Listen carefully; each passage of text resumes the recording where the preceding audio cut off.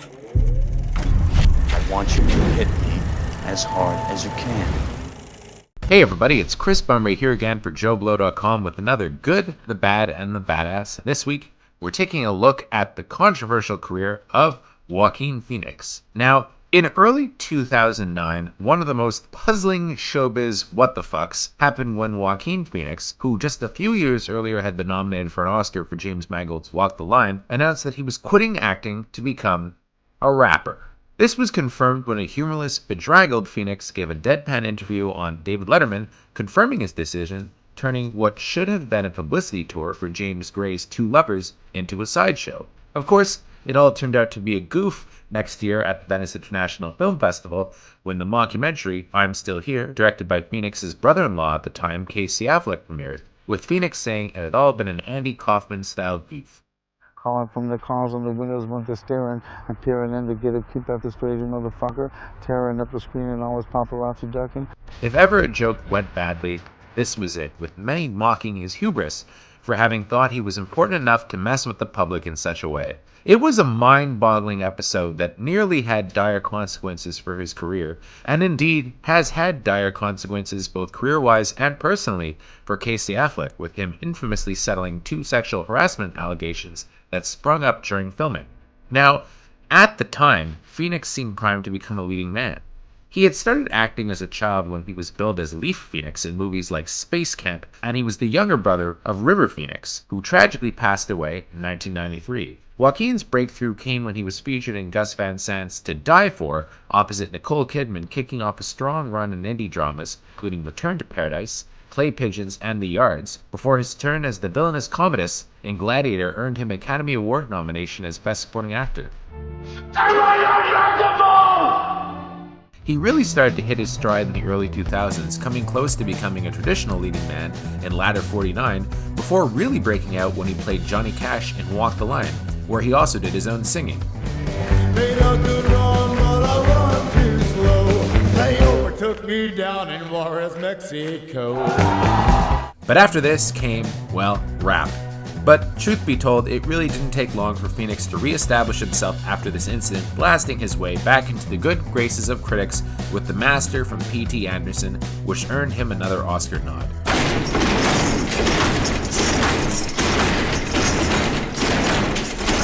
At this point, he embarked on a near non-stop run of brilliant performances, including Her, The Immigrant, You Were Never Really Here, The Sisters Brothers, and indeed, his time as a box office draw finally seems upon us with his role in Todd Phillips' Joker, making big bucks at the box office, although the film's proven to be a lightning rod for controversy. Nevertheless, he's been raking in accolades, with many pegging him as a sure bet for another Oscar nod. When it comes to Phoenix's best work, for me, Joker definitely ranks highly. But I have to give the edge to the similar You Were Never Really Here, directed by Lynn Ramsey. The movies are startlingly alike, although his flair for destruction in the Ramsey film is used to a much more heroic end. It's a great role for him, full of gonzo moments and a woozy quality that suggests a man on the cusp of madness and in the throes of addiction. I wager Joker wouldn't have happened without this one. For a lighter side of Phoenix, though, I also really like Her. Now, not only is this an absolute masterpiece and one of the most affecting, if unconventional, love stories of our time, but Phoenix is admirably restrained, making for a vulnerable romantic lead, something that you would never automatically think him as. He's never been better, and I wager Her is one of the best movies of the decade. But not every Phoenix film is great. One movie of his I found terribly overrated was, of course, Ladder 49, despite being a box office hit. A warm-hearted tribute to firemen, the movie had good intentions, but ultimately is just a watered-down backdraft and not even close to the level of something like Rescue Me, and about as bland as a Nicholas Sparks adaptation. It feels like Phoenix was chasing stardom with this movie and only going through the motions, and I really doubt he'd ever agree to something as conventional and as lightweight as this nowadays. In terms of underrated, though, now here's where Phoenix really shines. I'd put Return to Paradise in that category, although I have to say it's really Vince Vaughn's movie. For Joaquin, I'd say James Gray's We Own the Night is one of his best. When it came out in 2007, I thought it was one of the best films of the year. Sadly, I was one of the few to think this, as the movie wasn't very well received at all. For me, it remains James Gray's best film, and Gray clearly loves Phoenix within having done The Yards, Two Lovers, and The Immigrant together, and it's easy to see why. Phoenix always delivers, and this is probably the most accessible, enjoyable collaboration, being a tough thriller casting him as a drugged-up nightclub owner turned informant who tries to measure up to his cop father, played by Robert Duvall, and his macho brother, played by Mark Wahlberg. It's a constantly surprising, action-packed movie, and a gem that's just waiting to be discovered. Finally, when it comes to Phoenix's most memorable moments as an actor, there are two that really stand out for me. One is from Joker, when, fresh off his first kill, he has a moment of ecstasy that's chilling, doing that little dance that's been featured in all the trailers, which is juxtaposed with a more aggressive dance later in the film to Rock and Roll Part 2. Another great Phoenix scene also involves music, with this moment in You Were Never Really Here, where after shooting an intruder who's just murdered his mother, he shoots him up full of drugs to interrogate him, and they start oddly bonding over music.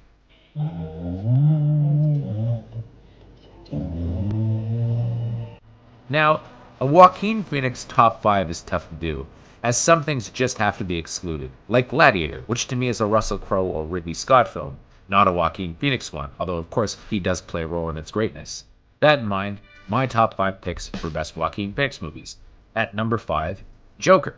Number 4 has got to be Walk the Line. Number 3, of course, is the underrated We Own the Night. Number 2 is what I thought was one of the best movies of last year, You Were Never Really Here. And number 1, I have to give it to my sentimental favorite here, Spike Jonze's Her. Until next time, I'm Chris Bumray for JoBlo.com, and this has been another Good, the Bad, and the Badass. For this deformity, this man can't conform for nobody. I made it here to spot the efforts of a few. What can I say to a punk? But fuck you.